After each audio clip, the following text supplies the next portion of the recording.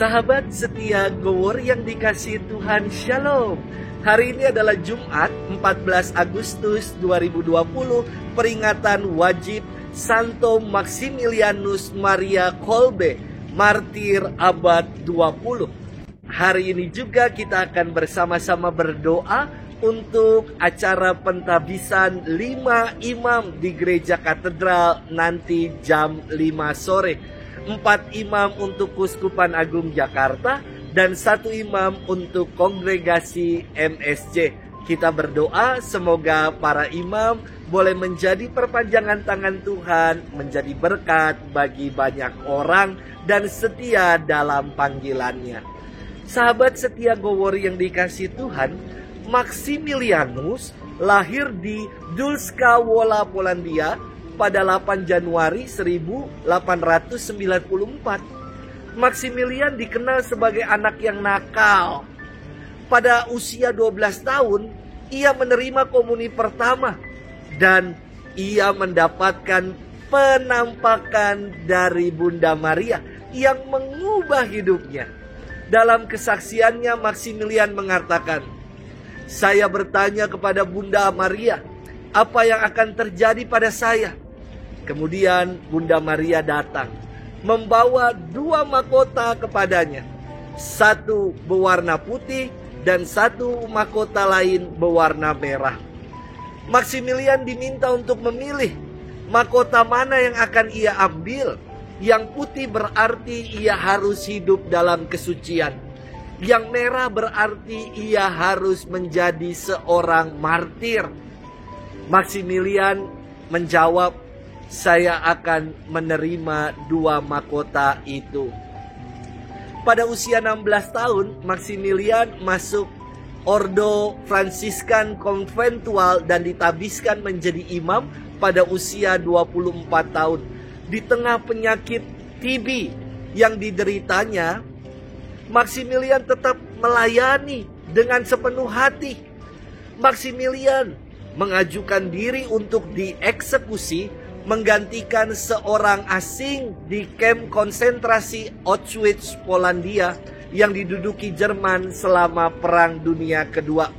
Semasa hidupnya, ia aktif menyebarkan devosi kepada Santa Perawan Maria tak bernoda, sehingga dia pun disebut sebagai Rasul Konsekrasi kepada Santa Maria.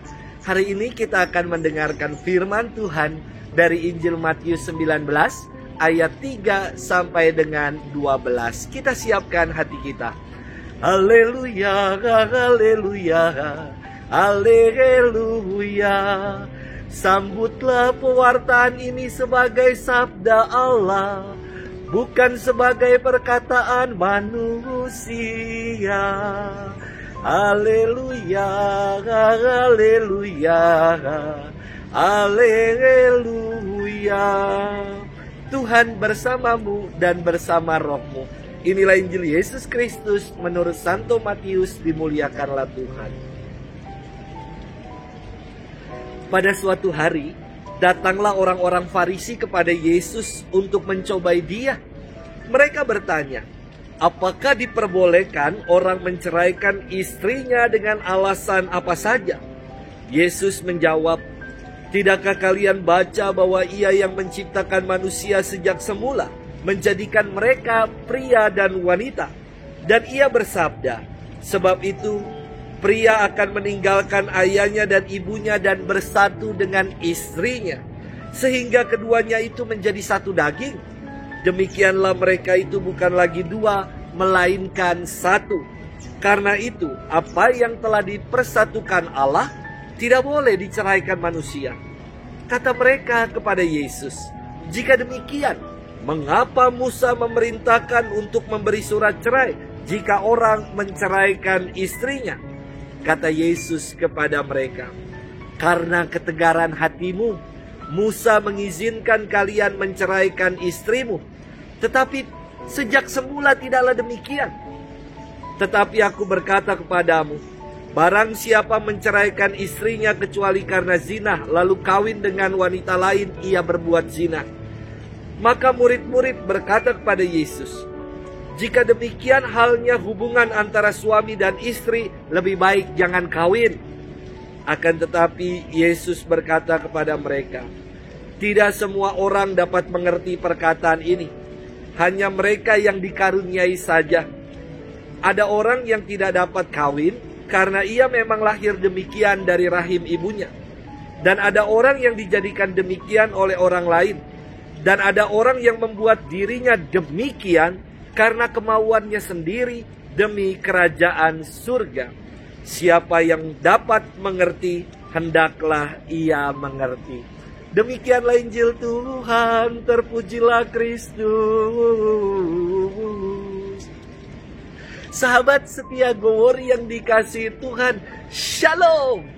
Ada pepatah yang mengatakan, bersatu kita teguh, bercerai kita kawin lagi. Bukan seperti itu. Bercerai kita runtuh. Pepatah ini jelas sekali maksudnya. Dengan persatuan membuat kita kuat, dan perceraian akan menghancurkan kita. Bangsa kita Indonesia menjadi kuat dengan bersatu. Namun pengotak-otakan suku, agama, ras, dan antar golongan membuat kita menjadi rapuh. Ibarat seperti lidi. Ketika lidi disatukan, sukar sekali untuk dipatahkan dan begitu kuatnya. Namun ketika lidi hanya tinggal satu saja, begitu mudah untuk dipatahkan. Para sahabat setia Gowor yang dikasihi Tuhan, demikian pula dalam hidup berkeluarga, dalam hidup perkawinan. Persatuan keluarga-keluarga membuat bahtera dapat berlayar sampai ke tujuan. Dan perceraian membuat bahtera kandas dan anak-anak menjadi korbannya.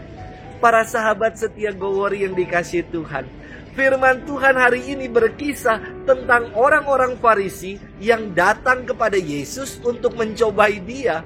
Mereka bertanya, apakah diperbolehkan untuk menceraikan istri dengan alasan apa saja?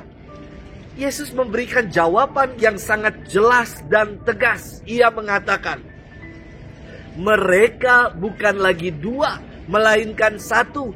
Karena apa yang telah dipersatukan Allah tidak boleh diceraikan oleh manusia.